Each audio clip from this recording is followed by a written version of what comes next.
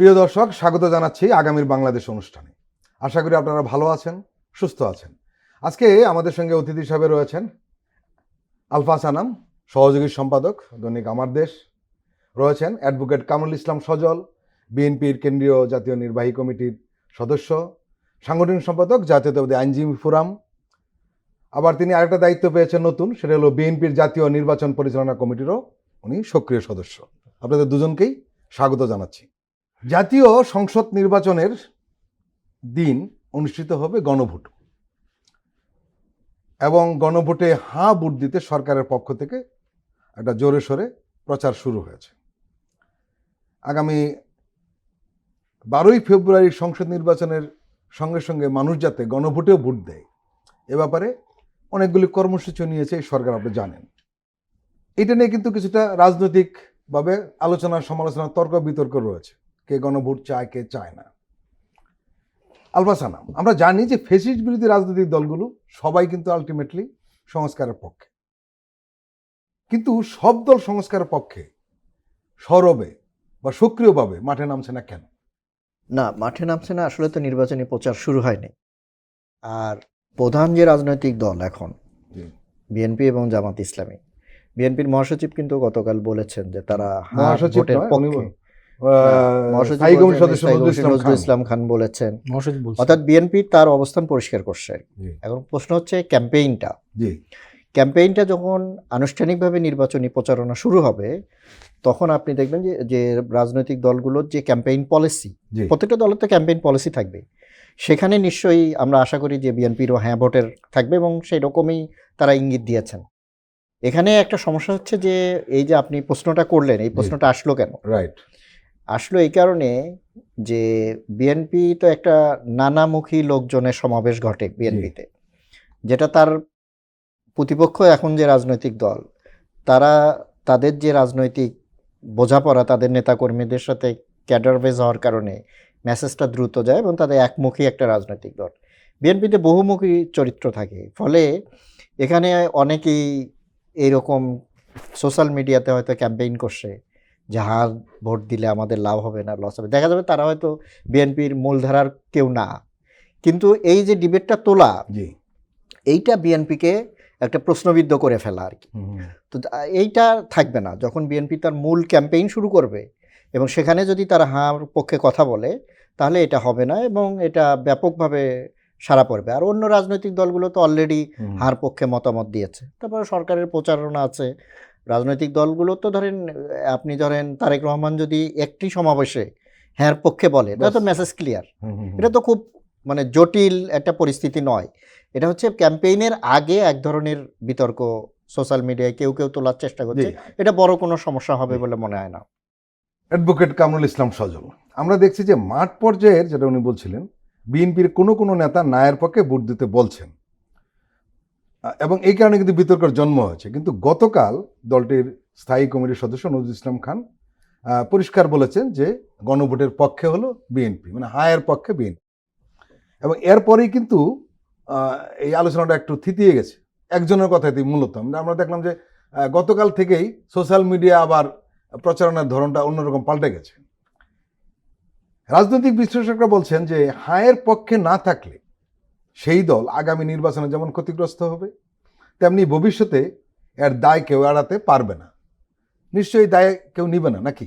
আমরা আমাদের দলের, আপনি গতকালকের কথা বলেছেন, তার আগে কিন্তু আমাদের দলের মাননীয় মহাসচিব বলেছেন, উনি বলছেন নায়ের পক্ষে থাকার যৌক্তিকতা, দ্যাট মিনস যে আমরা হায়ের পক্ষে আছি। এবং গতকালকে নির্বাচন কমিশনে কথা বলে বাইরে এসে সাংবাদিকদের সাথে মত বিনিময়ে আমাদের নজরুল ইসলাম খান, যিনি আমার নির্বাচন পরিচালনা কমিটির কনভেনরও, সভাপতিও, তিনি স্পষ্ট বলেছেন যে আমরা তো হায়ের জন্যই কথা বলছি আগে বিগত দিনগুলিতে। আমরা হ্যাঁ না কোনোটাই কিন্তু যায় না, সরাসরি আমরা হায়ের পক্ষে কথা বলেছি।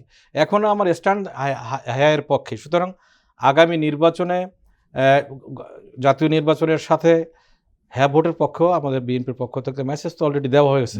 এরপরে আলোচক যিনি আলফাজ ভাই বলেছেন যে কোনো একটা প্রচার মিটিংয়ে যদি আমাদের দলের চেয়ারম্যান হ্যাঁ পক্ষে কথা বলেন, তখন আর কোনো থাকবে না, কোনো সন্দেহ থাকবে। ওয়ান বাটনে একটা সুইচ চাপ দিলে তো হয়ে যাবে। আর যারা বিচ্ছিন্নভাবে বসে তারা তাদের ব্যক্তিগত মতামত দিচ্ছে। আলফাজ ভাই আরেকটা কথা বলেছে যে আমাদের দলে বহু মতের সমন্বয়, কিন্তু আমি এখন বলবো যে এখন আর ওই অবস্থা নাই। আমাদের দলের মত একটাই, দেশনায়ক জনাব তারেক রহমান কি বলেন সেইটাই আমাদের মত। সুতরাং আমাদের দলের স্ট্যান্ডিং কমিটির সদস্য নজরুল ইসলাম খান, যিনি নির্বাচন পরিচালনা কমিটির আহ্বায়ক সভাপতি, তিনিও বলেছেন এবং আমাদের পার্টির মহাসচিবও বলেছেন। এর বাইরে আমার মনে হয় না কোনো কনফিউশন সৃষ্টি যারা করবেন তারা সবসময় করতেই থাকবেন। আমাদের মেসেজ ক্লিয়ার যে আমরা তো হ্যাঁ এর পক্ষে আছি, গণভোটের পক্ষেই আছি। একটা যেটা আমি বলছিলাম যে আসলে নায়ের পক্ষে যাওয়া তো রিস্কি গেম যে কোনো রাজনৈতিক দল, আপনার কি মনে হয়? আমার দল বিবেচনা করছে হ্যাঁ এর পক্ষে থাকবে, সুতরাং না, নায়ের প্রসঙ্গ এখন আসে তো আর না। বিএনপির নায়ের পক্ষে নেই, নাই। এখন পুরোপুরি হ্যাঁর পক্ষে। কিন্তু আমি যেটা বলতে চাচ্ছি যে এখন নায়ের পক্ষে যাওয়াটা কারোর জন্য রিস্কি হবে না? নিঃসন্দেহে। অবশ্যই অবশ্যই দেশের এই 5ই আগস্টে ফ্যাসিস্ট যে বিদায় হলো, যে চেতনা বা যে স্বপ্ন নিয়ে আমরা দেশকে ফ্যাসিস্টকে বিদায় করলাম, সে স্বপ্নের চেতনার বিরুদ্ধে হবে না। রাইট। সুতরাং এখন যে দলগুলি বাংলাদেশে রাজনীতি করছেন, দেশ গড়ার স্বপ্ন দেখছেন, নির্বাচনে অংশগ্রহণ করছেন, তাদের স্বপ্ন তো একটাই ছিল, ফ্যাসিস্টকে বিদায় হতে হবে, সংস্কার হতে হবে। তা সংস্কারের প্রবর্তক বহু আগেই বিএনপি দিয়েছে, তারেক রহমান বলেছে যে সংস্কার আমরা করব, আমরা একসাথে সবাইকে নিয়ে সরকার গঠন করব, তো বলেছে আগে। সংস্কারের কথা তো উত্থাপিত হওয়ার আগেও আমরা বলেছি। আলফাজ আনাম, আপনি দেখেছেন যে প্রধান উপদেষ্টা সামাজিক যোগাযোগ মাধ্যমে গণভোটের হাতে সিল দিন এরকম একটি ফটো কার্ড কিন্তু ছেড়েছে, ভিডিও রয়েছে এবং জনগণকে হা ভোট দিতে আহ্বান জানিয়ে বক্তব্য তুলে ধরা হচ্ছে। সংস্কৃতি মন্ত্রণালয়ের তত্ত্বাবধানে নির্মিত এই ভিডিও চিত্রে জুলাই গণঅভ্যুত্থান আন্দোলনকারী নিহতদের পরিবারের সদস্য, গুম কমিশনের সদস্যদের বরাতে হা ভোট কেন দিতে হবে সেটির ব্যাখ্যাও তুলে ধরা হয়েছে। একই সাথে হা ভোট দিলে কি পাওয়া যাবে সেটির যেমন বলা হচ্ছে, না ভোট দিলে কিছুই পাওয়া যাবে না সেই কথাটা কিন্তু বলা হচ্ছে। এবং আপনি জানেন যে ব্যাংক কর্মকর্তা, স্কুল, কলেজ ও মাদ্রাসা শিক্ষকদের গণভোটে হার পক্ষে প্রচারণা চালাতে নির্দেশনা জারি করা হয়েছে। এবং বিএনপির ব্যাপারে যে একটা ধূম্রজাল তৈরি করার কেউ চেষ্টা করেছিল সেটিও কিন্তু গতকাল দলটির স্থায়ী কমিটির সদস্য নজরুল ইসলাম খান স্পষ্ট বলে দিয়েছেন তাদের অবস্থান কি। এবং ছাত্রদল থেকে আসা, ছাত্রদলের নেতা ছিলেন অ্যাডভোকেট কামরুল ইসলাম সজল, উনি কিন্তু স্পষ্ট বলে দিয়েছেন যে হা ভোটেই পক্ষে বিএনপির চূড়ান্ত অবস্থান। এবং উনি আরও বলেছেন যে না ভোটের পক্ষে যাওয়ার কোনো সুযোগই নেই, অন্তত 5ই আগস্টের জন আকাঙ্ক্ষার যে ব্যাপারটি রয়েছে। এত কিছু যেখানে হচ্ছে সেখানে কেউ কেউ উদ্ভট এবং অদ্ভুত কিছু প্রশ্ন তুলছেন, যেমন গণভোটে হায়ের পক্ষে প্রচারণা সরকারি চালাতে পারে কিনা এরকম একটা প্রশ্ন তুলছে। আবার কেউ বলছেন যে সরকারের প্রচারণার কারণে লেভেল প্লেইং ফিল্ড থাকছে না। আলফাজ আনাম, এই ধরনের কথা কারা বলছে এবং কেন বলার চেষ্টা করছে আমাদের একটু বলবেন আপনি? প্রথম কথা হচ্ছে যে গণভোট, এটা দুটা দিক আছে। জি, এই সরকার কি, এটা তো গণঅভ্যুত্থানের সরকার না। এটা আমরা যে আগে যে কনস্টিটিউশনে কেয়ারটেকার গভর্নমেন্ট ছিল, এটা কেয়ারটেকার গভর্নমেন্ট না। আমরা এই সরকারকে বলতেছি যে একটা অন্তর্বর্তীকালীন সরকার। তো এই আরো স্পষ্ট করে বলে এই সরকার বিএনপি সরকার, এই সরকার সব রাজনৈতিক দলের এনসিপি সরকার, ফ্যাসিস্ট বিরোধী সরকার। আচ্ছা, তাহলে এই সরকারের ম্যান্ডেট বা সরকার এসে কি করবে এটাও তো তারা শুরুতেই বলে দিচ্ছে যে সরকার এসে যারা বিচার করবে, যারা মানবতা বিরোধী অপরাধ করেছে, এই অভ্যুত্থানে মানুষের উপর অত্যাচার, নির্যাতন, হত্যাকাণ্ড ঘটিয়েছে, তাদের বিচার করবে, রাষ্ট্র কাঠামোতে কিছু সংস্কার আনবে, আর হচ্ছে নির্বাচন করে গণতান্ত্রিক ট্রানজিশনের, গণতান্ত্রিক সরকারের হাতে ক্ষমতা দিয়ে তারা বিদায় নেবে। জি, পরিষ্কার। তাহলে এই সরকারের একটা অন্যতম কাজ হচ্ছে সংস্কার করা। এই সংস্কারটার বৈধতা, জনগণের দিক থেকে বৈধতা আনার জন্যই তো এই ভোটের প্রয়োজন, গণভোট। তাহলে এটা তো সরকারের এমন না যে সরকারের বৈধতার প্রশ্ন, তা কিন্তু না। প্রশ্নটা হচ্ছে যে সামগ্রিক যে সংস্কার কার্যক্রম, যেখানে রাজনৈতিক দলগুলো পার্টিসিপেট করছে, আর অভ্যুত্থানে অংশগ্রহণকারী শক্তির পার্টিসিপেট আছে, বিভিন্ন সামাজিক শক্তির অংশগ্রহণ আছে, রাজনৈতিক দলের তো আছেই। তাহলে এটা কোনো রাজনৈতিক অভিলাষের জন্য এই গণভোট হচ্ছে না, দেশের সামগ্রিক রিফর্মের জন্য। ফলে এই প্রশ্ন এখানে তোলার খুব একটা সুযোগ নাই। দ্বিতীয়ত হলো, বাংলাদেশে কি গণভোট এইবারে প্রথম হচ্ছে? তা তো না, অতীতেও তো হয়েছে। প্রেসিডেন্ট জিয়াউর রহমানের সময় হয়েছে, এরশাদের সময় হয়েছে, তারপরে আমরা যখন পার্লামেন্টারি সিস্টেমে গেছি তখন হচ্ছে। অদ্ভুত ব্যাপার, গণভোটের পক্ষে যেটা হায়ের পক্ষে কিন্তু ওই ধরনের সরকাররা কিন্তু প্রচারও চালিয়েছে। না না, এবার প্রচার তো চালাতেই হবে, কারণ এটা তো যেমন ধরেন প্রেসিডেন্ট জিয়াউর রহমানের সময় যে গণভোটের পক্ষে প্রচার হয়েছে, কেন? তখন রাষ্ট্র কাঠামোতে পরিবর্তন আনা, দেশকে স্থিতিশীল রাখা, অর্থনৈতিক উন্নয়নের জন্য, এগুলো তো তার ম্যান্ডেটের প্রয়োজন ছিল। তো জি। এই জন্য তো তাকে করতে হচ্ছে। আপনি যদি পার্লামেন্টারি সিস্টেমে, যে আমরা যে প্রেসিডেন্সিয়াল সিস্টেম থেকে পার্লামেন্টারি সিস্টেমে গেছি, তো এটা যদি সরকার যদি না চাইতো, হতো না। এটা তো বিএনপির আসলে এটা তো না চাওয়াটাই স্বাভাবিক ছিল, কিন্তু জনগণের এবং বিরোধী দলের আকাঙ্ক্ষার জন্য কিন্তু বিএনপি পার্লামেন্টারি সিস্টেমে গেছে। বিএনপি কিন্তু প্রেসিডেন্সিয়াল ফর্মের গভর্নমেন্টই ছিল, এবং আমি পার্সোনালি মনে করি বাংলাদেশের প্রেসিডেন্সিয়াল ফর্মেই ভালো ছিল। কিন্তু বিএনপি কিন্তু ওইটার জন্য আপনার ম্যান্ডেটের প্রয়োজন হয়েছে। ফলে এই প্রশ্নগুলো যারা করছেন তারা মূলত একটা বিশেষ লক্ষ্য নিয়ে করছেন। এটা হচ্ছে দেশের মধ্যে এক ধরনের মানে কনফিউশন তৈরি করা, হ্যাঁ, একটা মানুষের মধ্যে এই সরকারের সম্পর্কে একটা ভ্রান্ত ধারণা তৈরি করা। এই ক্যাম্পেইনগুলো এই কারণে তৈরি করা হচ্ছে, কেন তো সরকারের অবস্থান পরিষ্কার, নির্বাচনের তারিখ ঘোষণা করা হয়েছে, নির্বাচন নির্দিষ্ট সময় হবে, তারপরে আসে এই সরকার কেন গণভোট করতেছে, এর দরকার কি। তাহলে এতদিন ধরে যে আপনি যে সংস্কার কমিশনের বৈঠকগুলো হলো, সেখানে যে রাজনৈতিক দলগুলো অংশগ্রহণ করছে, আপনি তো ওগুলো নিয়েও তো আপনি প্রশ্ন তুলবেন নিঃসন্দেহে। তো এটা এগুলো উদ্দেশ্যমূলক প্রচারণা, এবং আমার মনে হয় না যে যারা এগুলো প্রশ্ন তুলছেন সেগুলো মানুষ খুব একটা আমলে নিচ্ছে বা নেওয়ার প্রয়োজন আছে। অ্যাডভোকেট কামরুল, আমরা যে বিতর্ক তৈরি করার চেষ্টা দেখছি, আমরা চেষ্টা না বলে অপচেষ্টাও বলতে পারি, এবং আপনি লক্ষ্য করবেন যে এরা কারা করছে, এটা চিহ্নিত একটি মুখ, এবং যে মিডিয়াগুলো এই প্রশ্ন উঠিয়েছে তাদের কিন্তু আমরা চিনি। কি বলবেন আপনি? দেখেন, এই মহলটা কিন্তু যে মহলটা প্রশ্ন তুলছেন, এই মহলটাই কিন্তু বিগত ফ্যাসিস্ট সরকারের আমলে ওই ফ্যাসিস্ট তৎকালীন প্রধানমন্ত্রীর পদলেহন করছেন, তেল মর্দন করেছেন। তাদের তৎকালীন প্রধানমন্ত্রীর বিভিন্ন সাক্ষাৎকারে যে ধরনের প্রশ্ন করতেন, তৎকালীন ফ্যাসিস্ট প্রধানমন্ত্রীকে তৈলাক্ত করে, শুধু সাংবাদিক মহল না, যারা সাংবাদিকতা সম্বন্ধে মিনিমাম ধারণা আছে তারাও লজ্জিত হতেন। এখন তো তাদের কোনো কাজ নাই, এখন তারা আচ্ছা দোটা নাই। এক হলো যারা বিগত আন্দোলনটা করেছেন তাদের কাছে আসার একটা চিন্তা চেতনা আছে, আর না হয় তাদের একটা দেশে একটা ধূম্রজাল সৃষ্টি করে একটা অশান্তি সৃষ্টি করা। যেহেতু আমরা তাদেরকে বিশ্বাস করছি না, তাদের আগের আচরণের কারণে আমরা মনে করি তারাও ফ্যাসিস্টের দোসর, সে কারণে তারা মনে করে যে ধূম্রজাল সৃষ্টি করে একটা গোয়েবলস কায়দায় কোনো অপপ্রচার সৃষ্টি করলে যদি দেশে অশান্তি সৃষ্টি হয় তাদেরই লাভ, প্রকারান্তরে তারা সেটা ভাবছে।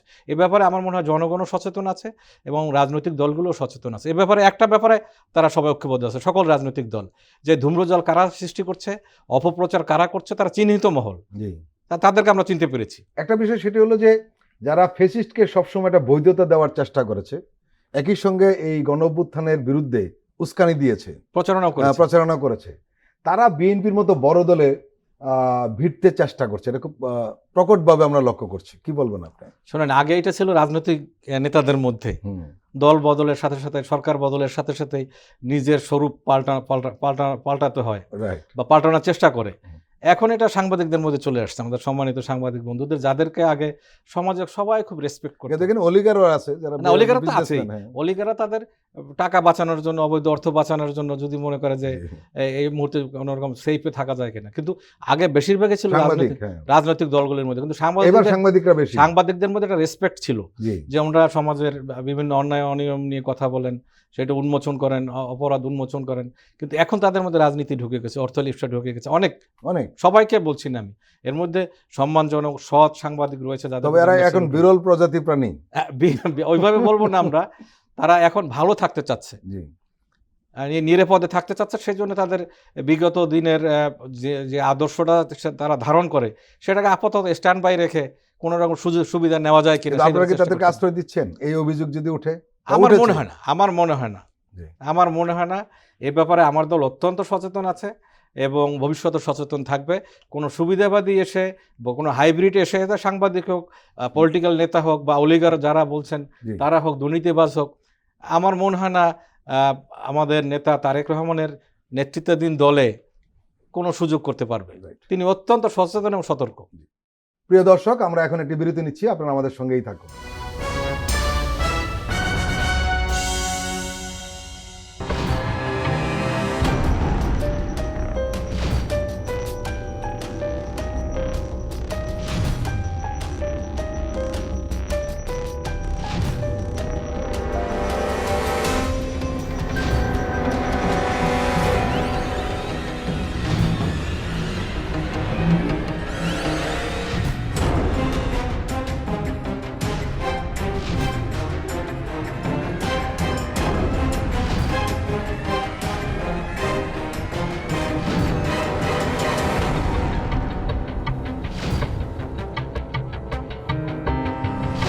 কেমন আছে অর্থনীতি দেখবেন প্রতি সোম ও মঙ্গলবার রাত 10:20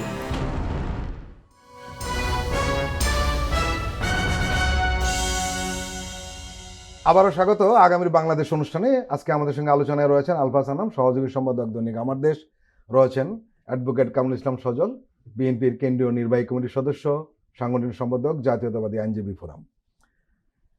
টি-20 বিশ্বকাপ নিয়ে উত্তেজনা এখনো শেষ হয়নি, তবে বাংলাদেশ তার অবস্থান স্পষ্ট করে দিয়েছে।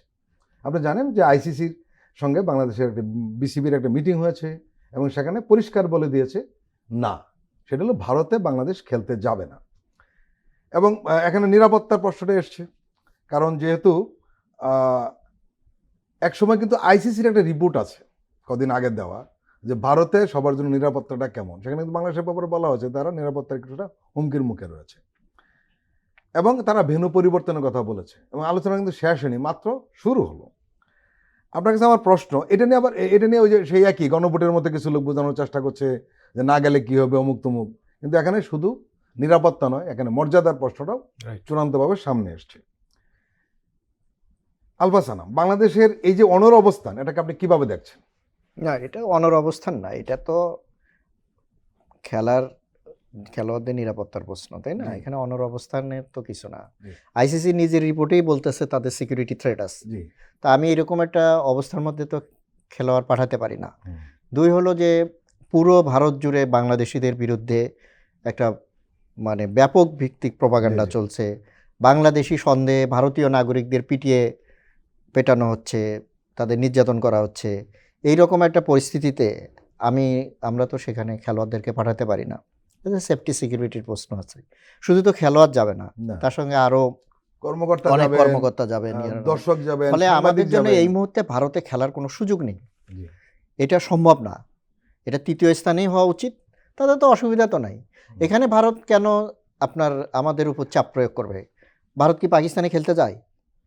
আমি তো ইকুয়াল ভাই, এখানে তো পাকিস্তান কি ভারতে খেলতে আসে? তা আমার সমস্যা হচ্ছে যখন স্বাভাবিক হবে তখন আমরা খেলতে যাব, এটা তো কোনো সমস্যা না। ইভেন ইন্ডিয়া এবং পাকিস্তানের মধ্যে যে রাইভেলরি, আমার সাথে তো সেটা নয়। আমার তো ভারতে যেতে কোনো সমস্যা নাই, কিন্তু এখন তো আমি যেতে পারছি না, এখন তো আমার সিকিউরিটির সমস্যা আছে। আর ভারতের কথাই শুনতে হবে, এখানে তো সব দেশেরই সমান অংশগ্রহণ থাকার কথা। ঠিক আছে, ক্রিকেটে তাদের ডমিনেন্সি আছে, কিন্তু এটাও তো সত্য যে খেলা তো এক পক্ষের হয় না, সবার অংশগ্রহণ দরকার এবং সবার মতামতেরও মূল্য আছে। আমার ধারণা যে এই সাউথ এশিয়ার অন্য দেশগুলো দেখেন, বাংলাদেশের পলিসির তো কেউ সমালোচনা করছে না।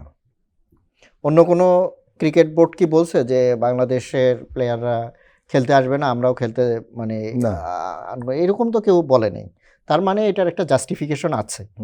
সেই দিক দিয়ে সরকার যে সিদ্ধান্ত নিয়েছে এটা সঠিক সিদ্ধান্ত এবং আমাদের এই মুহূর্তে ইন্ডিয়াতে খেলতে যাওয়া উচিত হবে না। অ্যাডভোকেট কামরুল, আপনি জানেন যে এই খেলতে না যাওয়া অথবা মুস্তাফিজকে সরিয়ে দেওয়া, এটা আসলে ক্রিকেটের মধ্যে আর এখন নেই। নিরাপত্তা বিষয়টা রয়েছে, ঠিক আছে, কিন্তু এখানে নানান বিষয় চলে আসছে, রাজনীতির বিষয় চলে আসছে। যেমন আমি উদাহরণ দিই, একটি কথা, যখন মুস্তাফিজকে বাদ দেওয়া হলো তখন ওখানে উগ্র হিন্দুত্ববাদীরা বললেন যে হিন্দুত্বের জয় হয়েছে, হিন্দুরা জয়ী হয়েছে। এর আগেই কিন্তু আমাদের যে ক্রীড়া মন্ত্রণালয়ের দায়িত্বে রয়েছেন উপদেষ্টা আসিফ নজরুল, যিনি আইন মন্ত্রণালয়ের উপদেষ্টা, উনি কিন্তু একটা কথা বলেছিলেন রিয়াকশন দেওয়ার জন্য, মুস্তাফিজকে বাদ দেয়, গোলামের দিন শেষ হয়ে গেছে, আর গোলামের দিন নেই। এখন আপনার কাছে আমি জানতে চাইব, এই যে ক্রিকেটকে কেন্দ্র করে ভারত বাংলাদেশের কূটনৈতিক রাজনৈতিক এটা স্পষ্ট কিন্তু চিত্র ফুটে উঠেছে, এর আগের থেকে নানান মহলে হচ্ছে, এটা একটা নতুন করে গোটা বিষয়টিকে আপনি কিভাবে দেখছেন? দেখেন, প্রতিবেশী দেশ হিসেবে ভারতকে আমি শত্রু ভাবছি না, প্রতিবেশী হিসেবে ভাবছি। আমার মাতৃসম নেত্রী বেগম খালেদা জিয়া বিভিন্ন সময় বলেছেন যে আমার দেশের বাইরে আমার প্রতিবেশী আছে, বন্ধু আছে, প্রভু নেই। আমার বিশ্বাস কেন যেন খেলার এই বিষয়টা সমাধান হবে। আমার দেশ ছোট হতে পারে, কিন্তু আমার একটা ডিগনিটি আছে, অবশ্যই সার্বভৌমত্ব আছে। আমার খেলোয়াড়কে অপদস্থ করবেন, আমার খেলোয়াড়দের নিরাপত্তা থাকবে না, সেখানে তো আমি আমার খেলোয়াড়দের চাপিয়ে দিতে পারি না যখন খেলতে হবে। যেহেতু আইসিসি আছে, মনিটরিং বোর্ড আছে, সেখানে নিশ্চয়ই একটা সম্মানজনক সমাধান হবে। আর আপনি হিন্দুত্ববাদের কথা বলেছেন, এটা কিন্তু ভারতের সরকারের কোনো প্রচারণা না, একটি সংগঠনের উগ্রবাদী একটা অংশ, কিন্তু এটা সরকারের অংশ কিন্তু না সরকারের অংশ, কিন্তু সরকার এটাকে কিন্তু অ্যাডমিটও করছে না, না না আবার বিরোধিতাও করছে না, সেটাও ঠিক। ওনারা উগ্রবাদী তো কথাবার্তা বলেই, কিন্তু এটা ভারতের সরকারের কথা ভাবা ঠিক হবে না। কোনো উগ্রবাদী সংগঠন করেছেন, কথা বলেছেন। আবার আসিফ নজরুল যেটা বলেছেন এটা কিন্তু সরকারি জি ভাষ্য, যেহেতু উনি দায়িত্বে জি আছেন। উনি কোন কারণে এটা বলেছেন, কি কারণে বলেছেন, না উনি অতীতে যেটা গোলামি ছিল আসলে ওইদিকে ইঙ্গিত করেছে মূলত, গত 15 বছরে যেটা হয়েছে হতে পারে, সেটা হতে পারে। ওইটাকে ইঙ্গিত করেছে মূলত। এখন ফ্যাসিস্ট সরকার সহ এই সরকারের বিগত ফ্যাসিস্ট সরকারের যত দোসর ভারতে আশ্রয় দিয়েছেন, হ্যাঁ সে কারণেই আমাদের সন্দেহের তীর, অভিযোগের তীর সবকিছুই ভারতের দিকে যাচ্ছে। জি। আমি মনে করি যে আইসিসি নিয়ে যা ঘটছে এটা একটা সমাধান, সম্মানজনক সমাধান হবে। আরেকটা বিষয় কিন্তু আপনারা লক্ষ্য করেছেন নিশ্চয়ই যে আইসিসির প্রধান যে উনি হলেন জয় শাহ, এবং উনি হলেন ভারতের স্বরাষ্ট্রমন্ত্রী, এবং একই সঙ্গে বিজেপির 2 নম্বর ব্যক্তি বলা হয় তাকে, অমিত শাহর ছেলে। ভারতে কিন্তু কিছু মিডিয়া বলা হচ্ছে যে জয় শাহ নিজেও কিছুটা প্রেসারে রয়েছে এই বাংলাদেশকে কেন্দ্র করে। আপনার কি মনে হয়? থাকতে পারে, ভারতের আভ্যন্তরীণ রাজনীতির বিষয় আছে, বিভিন্ন বিষয় আছে, সেটা জয়শাহী বলতে পারবে। আমারও মনে হয় যে এই বিষয়ে আমি একমত যে জয়শাহ কোনো প্রেসারে থাকতে পারেন বিভিন্নভাবেই। না এখন এই যে বাংলাদেশ যাচ্ছে না, এটা তাদের জন্য নতুন একটা সংকট। হ্যাঁ, সংকট, অবশ্যই সংকট, কারণ তাদের কিন্তু মর্যাদার সংকট, তাদের মর্যাদার সংকট, সফলতার সংকটও রয়েছে। নিঃসন্দেহে যে সফল না হতে পারে এটা তার ডিসক্রেডিট হবেন। আমার সেই কারণে আমি আশাবাদী যেটা একটা সম্মানজনক সমাধান হবে, এবং আমাদের খেলোয়াড়দের নিঃসন্দেহে তারা মানে সর্বোচ্চ নিরাপত্তা দিয়ে, সম্মানজনক অবস্থান দিয়ে মানে অথবা খেলার একটা ব্যবস্থা করবে, অথবা কোনো প্লেসে ভেন্যু পাল্টাবে। হ্যাঁ, ভেন্যু পাল্টাবে, আমার এটা শ্রীলঙ্কা, বিশ্বাস, আমার বিশ্বাস। আলফাজ আনাম, অনেকে বলছেন যে বাংলাদেশের অনবস্থানের কারণে ক্রিকেট নিয়ে ভারতের যে বিগ ব্রাদার সিনড্রোম, এটাতে খুব বড় আঘাত লেগেছে। কি আপনার কি তাই মনে হয়?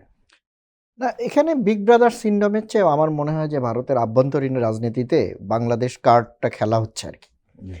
কারণ সামনে পশ্চিমবঙ্গের নির্বাচন আছে, আসামে নির্বাচন আছে, এবং আপনি দেখেন যে ভারতীয় মিডিয়ার যে প্রোপাগান্ডা, সেটা বাংলাদেশকে তারা পাকিস্তানের মতো একটা শত্রু দেশ হিসেবে দেখানোর চেষ্টা করে। অথচ দুইটা দেশের প্রেক্ষিত সম্পূর্ণ ভিন্ন। তো বাংলাদেশের সাথে মোরলেস সব সরকারের সাথে এই সময়েই ভারতের সাথে এক ধরনের একটা ভারসাম্যপূর্ণ সম্পর্ক ছিল, যদিও হাসিনার রেজিমে একেবারেই আমরা মানে ফরেন পলিসিতে একটা ভারতের সাবসার্ভিয়েন্টে পরিণত হয়েছিল। সেখান থেকে তো আমাদের বের হয়ে আসতে হবে। আমরা তো ভারতের কোনো প্রদেশ না, ভারতের কোনো কলোনিও না। হাসিনা তার ক্ষমতার অবৈধভাবে ক্ষমতায় থাকার জন্য তার ভারতের প্রয়োজন হয়েছে, ভারত একতরফাভাবে সমর্থন দিয়ে গেছে এবং আন্তর্জাতিক বিশ্বের বিরুদ্ধে অবস্থান নিয়েছে। তো এটা তো অনন্তকাল চলতে পারে না। আমরা তো এই জন্যই ফ্যাসিস্ট রেজিমকে সরাইছি, এবং ফ্যাসিস্ট রেজিমের উৎখাতের একটা অন্যতম কারণ ছিল ভারতের এই যে এক ধরনের কলোনাইজেশন যে বাংলাদেশের উপর চাপিয়ে দেওয়া হয়েছিল।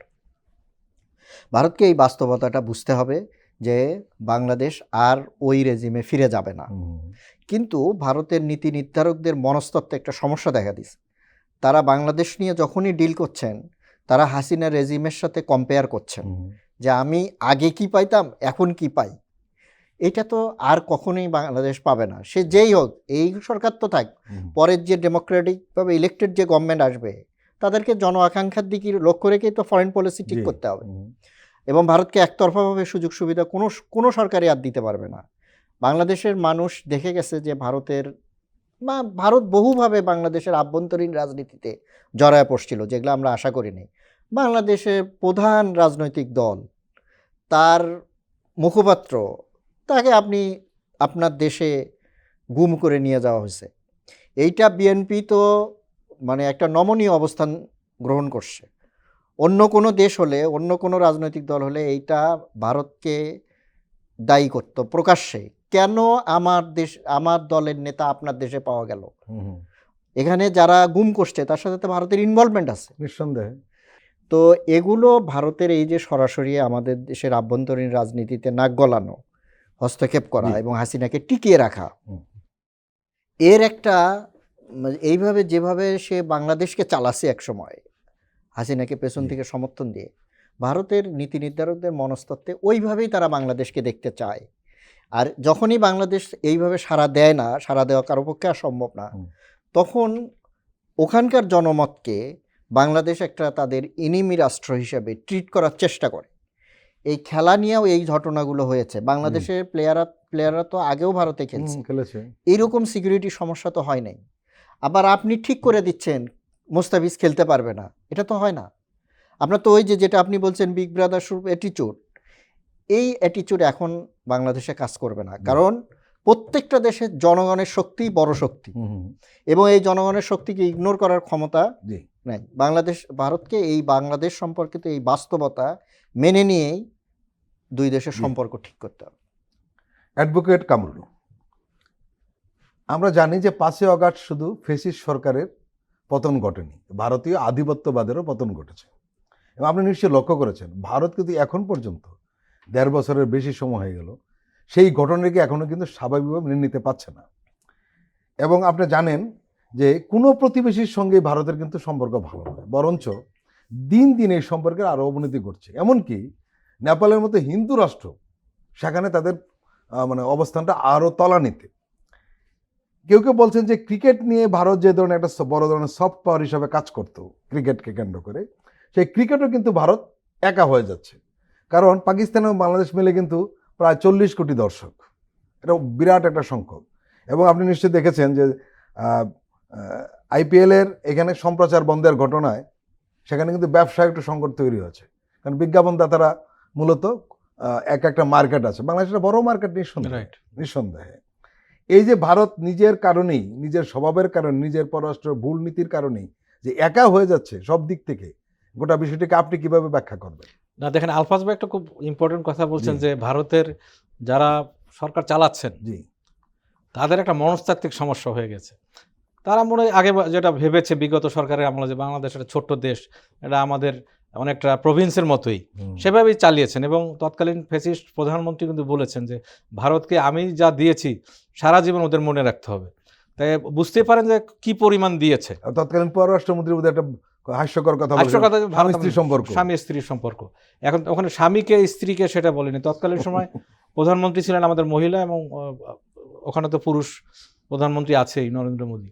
তো যাই হোক, সে বিষয়ে যেতে চাচ্ছি না। এখন ওনাদের যে একটা মনস্তাত্ত্বিক সমস্যা দেখা দিয়েছে, প্রভাব বিস্তারের একটা যে মানসিকতা, বড় প্রতিবেশী হিসেবে ওনারা কখনোই ভাবতেই চান না যে বাংলাদেশ একটা স্বাধীন সার্বভৌম দেশ। আমরা 9 মাস যুদ্ধ করে দেশ স্বাধীন করেছি। আমার নেতা শহীদ প্রেসিডেন্ট জিয়া রহমান স্বাধীনতা ঘোষণা করে যুদ্ধে নেমেছেন, সক্রিয় মুক্তিযুদ্ধ করেছেন। ওনারা সেটা আমলে নিতে চাচ্ছেন না।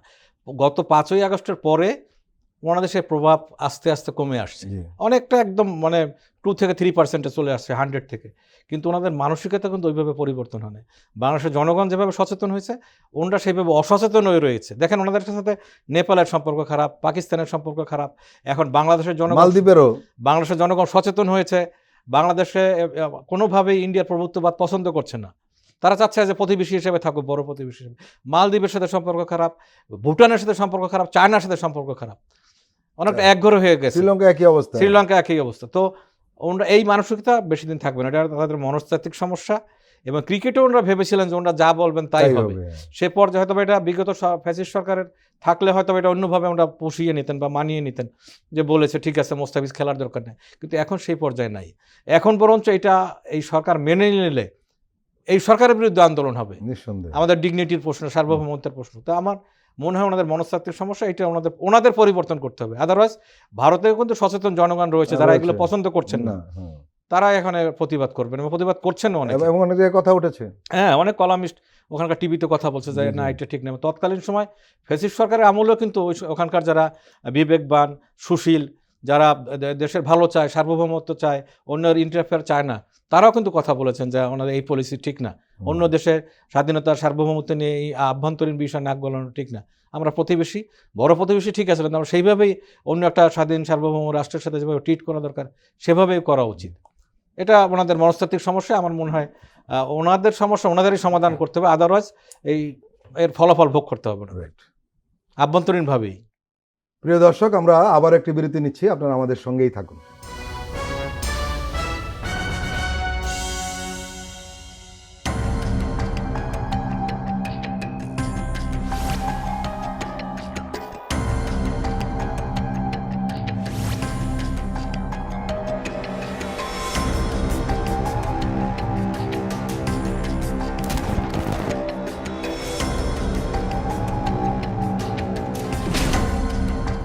ফ্যাসিবাদের দিনলিপি, গবেষণা ও উপস্থাপনা সাইদ খান, প্রযোজনা আফরোজা সুলতানা ও মামুন মাহমুদ। দেখবেন প্রতি রবি থেকে বৃহস্পতিবার সন্ধ্যা 7টায়।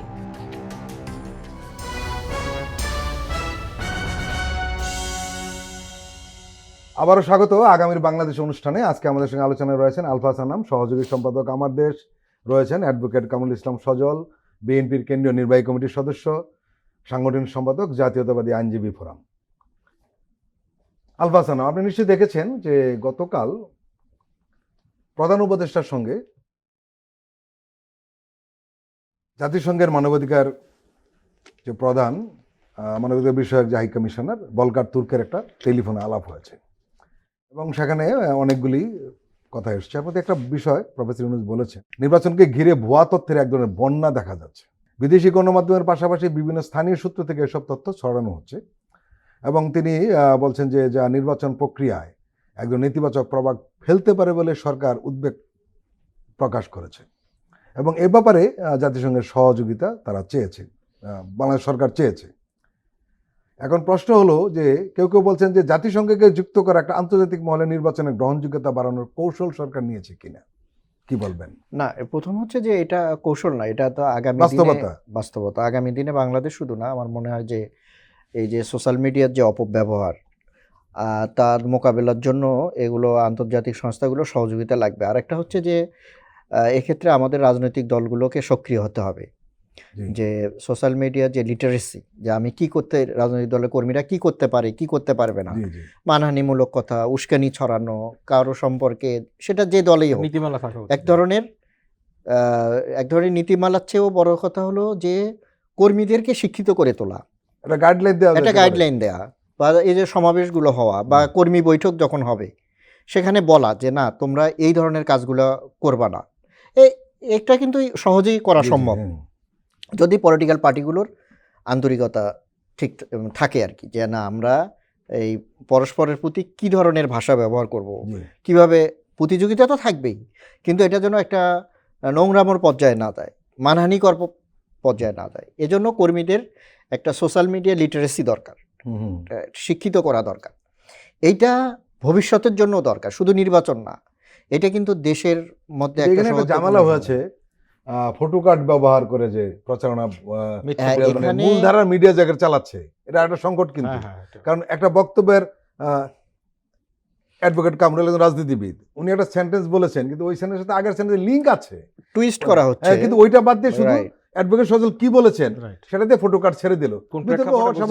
হ্যাঁ, এটা এই ক্লিকবেইট জার্নালিজম যেভাবে বিস্তার করছে, এগুলো সরকারের দরকার। এই কারণে বোধহয় আমার মনে হয় যে ইন্টারন্যাশনাল কমিউনিটির যে সাপোর্টটা, এগুলোর মধ্যে নিশ্চয়ই এগুলো থাকবে, যে এই যে জার্নালিস্টদেরকে ট্রেন্ড আপ করা, তাদেরকে তারা যাতে ফ্যাক্ট চেকিং করা, এই আন্তর্জাতিক সহযোগিতাগুলোর এগুলো বোধহয় পার্ট থাকবে। আমি জানি না যে কি ধরনের কাজের সাথে তাদেরকে ইনভলভ করা হবে, তবে নিঃসন্দেহে ফ্যাক্ট চেকিং একটা ব্যাপার থাকবে। তাহলে সংবাদপত্রগুলোর এই যে ফটোকার্ড ব্যবহারের অপব্যবহার, তার চেয়ে বড় কথা যে সাংবাদিকদের এখানে বা সংবাদপত্রের দায়িত্বশীল পদে যারা আছেন, বিশেষ করে গেটকিপার যারা আছেন, তারা যে এই যে ক্লিকবেইট কাজ করছেন একটা বেশি ভিউয়ার্সের জন্য, এগুলো থেকে তাদেরকে বিরত রাখা দরকার। এবং তারা যদি এটা না করে তাহলে মাঠ পর্যায়ে যে রাজনৈতিক সহিষ্ণুতার অভাবটা দেখা যাবে, এগুলোর জন্য তারা দায়ী থাকবেন। শুধু আমরা কিন্তু সবসময় রাজনৈতিক দলগুলোকে দায়ী করে থাকি এই সব ঘটনার জন্য, যে এর বট বাহিনী, এর বট ফোর্স।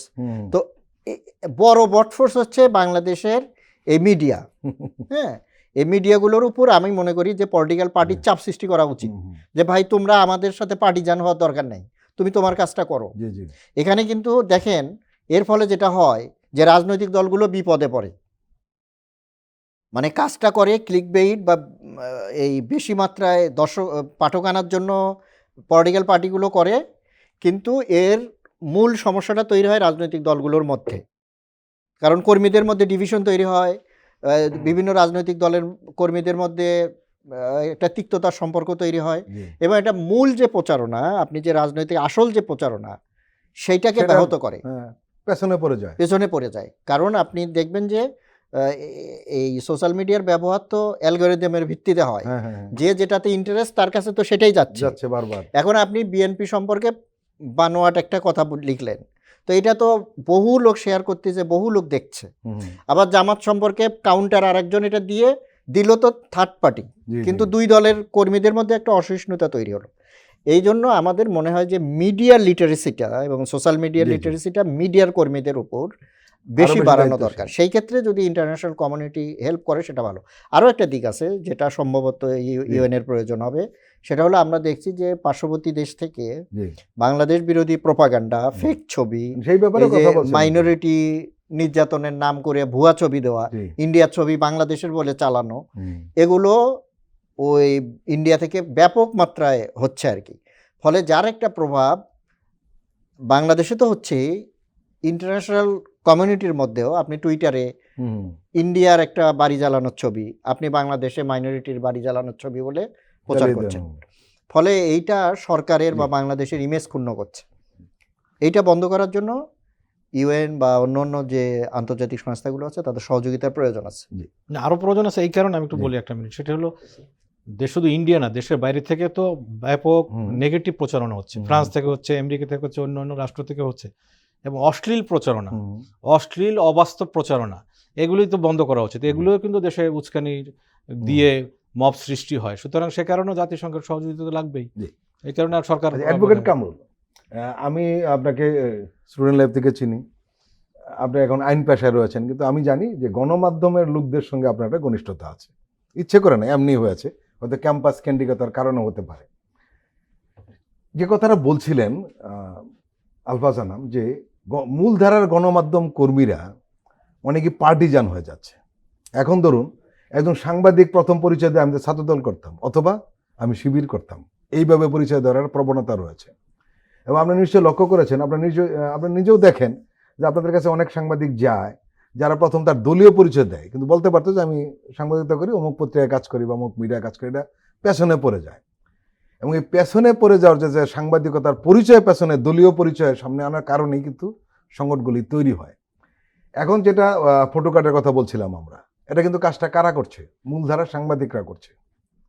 এই যে সাংবাদিকরা দলীয় কর্মী হয়ে যাওয়া, এবং কিছুদিন আগে কিন্তু আপনাদের মহাসচিব মির্জা ফখরুল ইসলাম আলমগীর এই ব্যাপারে কথা বলেছিলেন যে আপনারাই যদি দলীয় কর্মী হয়ে যান তাহলে কিভাবে হবে, এমন বলে যে দলীয় কর্মী হওয়ার জন্য আপনারা বেশি উৎসাহী।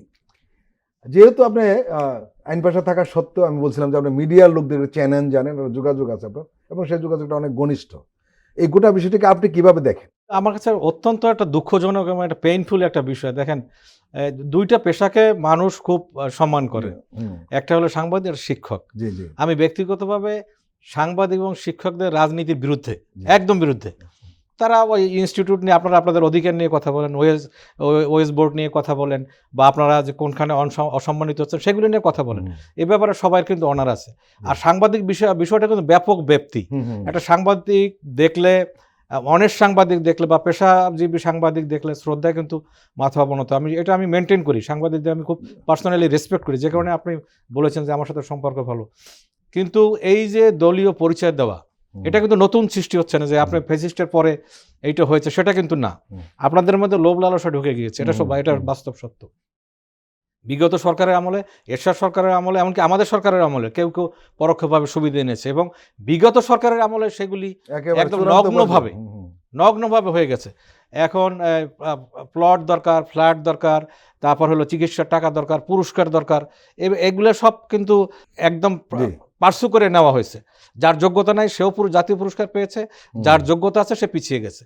এখন একটা পর্যায়ে হয়তো পারিবারিকভাবে বা সামাজিকভাবে নিজকে অনেকে সাংবাদিক ছোট মনে করে, যে আমি গত আমলে, আমি পার্সোনাল অভিজ্ঞতা বলি, আমি গত সপ্তাহে টিভিতে গিয়েছিলাম, সেখানে আমি খোঁজখবর নিয়েছি কী অবস্থা।